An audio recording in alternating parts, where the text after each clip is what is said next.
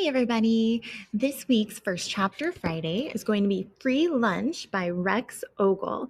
So this book is actually a nonfiction book. It's a memoir of part of his middle school years. So just know that if you check this out, it is going to have some language because it is written for middle school students. So if you are not comfortable with that, we have lots of other options here in the library, so you can always run down and get a different recommendation. So here we go. Chapter 1 of Free Lunch. So chapter 1 is called Coupons. My stomach growls. This morning, I skipped breakfast, though not because I want to. When Mom steers our old two-door Toyota hatchback into a parking space in front of Kroger, I mumble, I hate grocery shopping. Well, how else are we supposed to eat? Mom says. Eat what? You never get anything I like. When you get a job and start paying for the groceries yourself, you can buy whatever you want. I can't get a job. I'm a kid. Sounds like your problem, not mine. When Liam goes to the store with his mom, she lets him get anything he wants. Pop-Tarts, toaster strudels, Twix bars, Pringles, whatever. Well, that is because Liam is a spoiled brat and his mom is rich. They aren't rich because they live in a house. Well, they're richer than us, Mom shouts.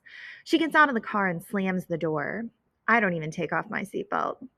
Mom storms around the car and tries to open the door, and it takes a second because it has a big dent in the side that catches every time. Metal wrenches against metal when she jerks it open. Get out of the car. Can I just get one thing I want? You can get a whooping if you don't get out of the car this minute. Not budging, I stare straight ahead. My arms crossed like a shield. I don't know why I get so angry about this stuff. This is how it's been my whole life. But some days, I hate my life and I just feel like fighting. Fighting my mom, fighting other kids, fighting the world. It doesn't matter. Just something to take the sting out of me being so broke. I'm going to count to 3, Mom growls through gritted teeth. I can see her fingers curl into her palms, making fists. 1. Fine, I shout back. I get out of the car and slam the broken door, the metal catching like robot nails on chalkboard. Usually, I stand my ground, but when Mom gets that red look in her eyes, I know it's better to just stop arguing. I pull a shopping cart from the pen, and one of the wheels is wonky and spins left and right instead of just rolling straight. I consider putting it back and getting a new one, but then I feel bad for it. It's not the cart's fault it messed up. We make our way down one aisle and then another. My mouth is watering.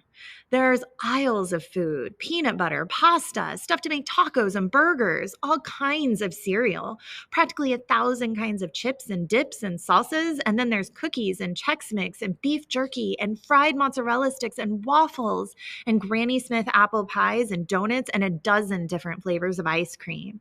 And I can't get any of it. I know better than to ask for anything. Mom's answer is always no, or no way, or are you crazy? Put it back, it's too expensive. And it is crazy to say that a big bag of potato chips is too expensive. I mean, a whole bag costs like $4. That seems like a lot of money, but it can be 10 little meals, and that's only 40 cents each. Now my stomach is really growling and grumbling. I try to ignore it as I push the empty cart behind Mom. This morning, we only had enough Cheerios and milk for like half a person. I got up first, and I could have eaten it. I didn't, though.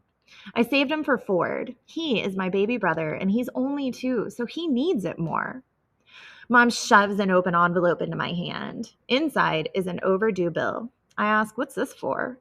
On the back, stupid, she says. And on the back is a grocery list. Mom's tall, loopy, cursive handwriting is hard to read, but it says all the stuff we need. Milk, cereal, bread, that kind of junk. My mom usually sticks to the list, but some days she changes her mind based on the yellow signs for today's specials or clearance items. Look, this ground beef is on sale for $1, she says.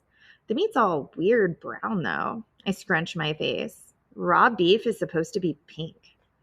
Mom rolls her eyes, throwing it in the cart. It's still good. Just cook it till it's well done. Turning from one aisle to the next, I see a lady with free samples. I leave the cart behind and run over to her. With a smile, she asks, would you like to try some Maplewood sausage? I grab a toothpick-stabbed mini bite, dip it in the mustard, and shove the whole thing in my mouth. I savor the juicy explosion of flavor, but it's gone too soon. And before the lady can object, I take 2 more. I make sure to smile and say thank you. Mom, free samples, I point. It's so good. Can we buy some?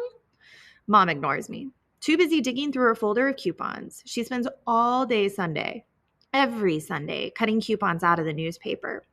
Then she makes sure we only go shopping on Tuesdays. Tuesdays are double coupon days. Yes, Mom says in victory, this coupon is for $2 off. Double, that means $4 in savings.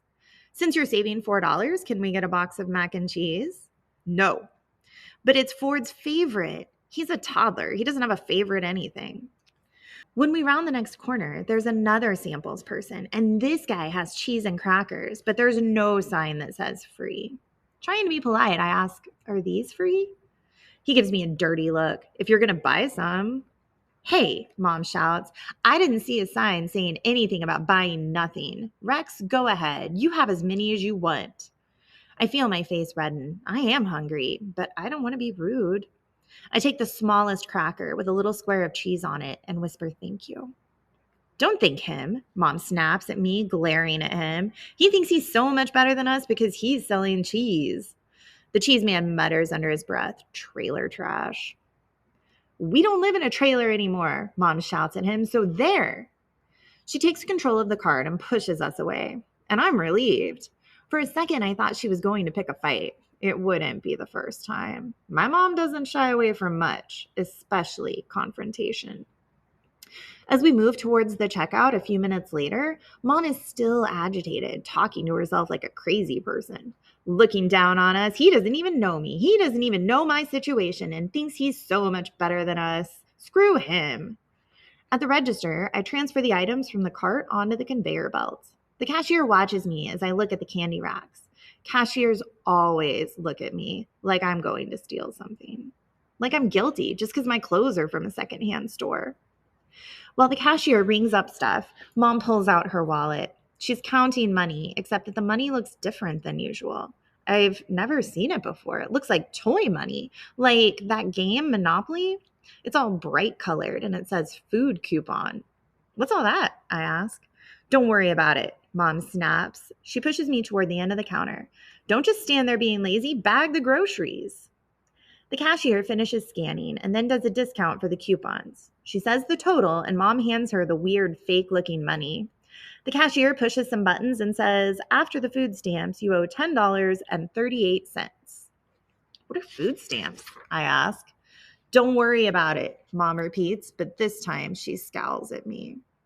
Stamps are for the post office, so I wonder if my mom is going to mail our food home. But that doesn't make any sense. We drove here. We can just drive the groceries home like normal.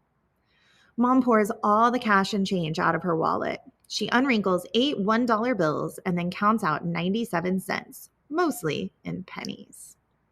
Her hands tense up and her fingers look like talons. She says, I'm a little short. The cashier shrugs, but really she's all annoyed. I can see it in her face. And the woman behind us with a full cart throws her hands up and says, what is taking so long? And the man in the line next to us clears his throat, and it feels like everyone is staring at us and is frustrated.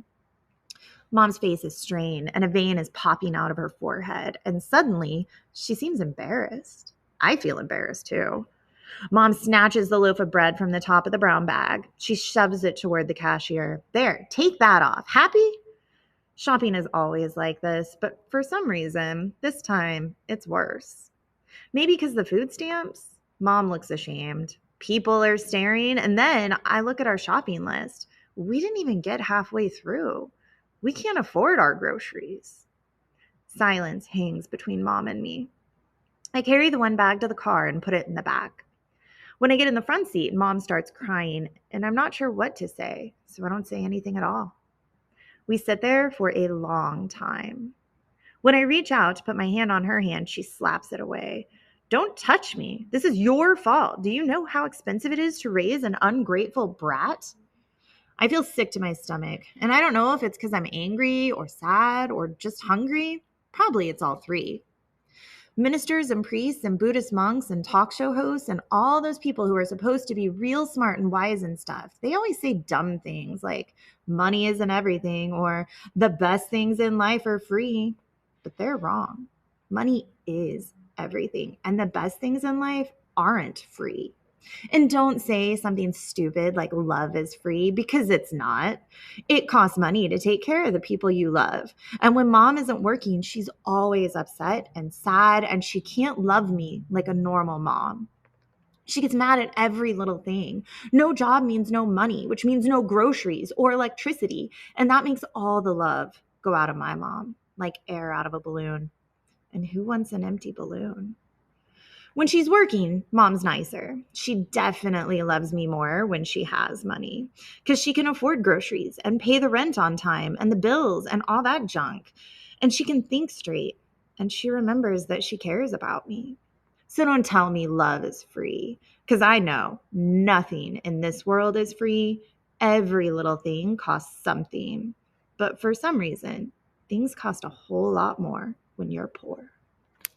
So that is chapter 1. It is a memoir that follows him through an entire year of middle school. And there's so much good stuff in this book. So really, I encourage you to check it out, especially if you prefer reading true stories about people who have overcome a variety of struggles in their lives. So Free Lunch by Rex Ogle. Come and get it in the library.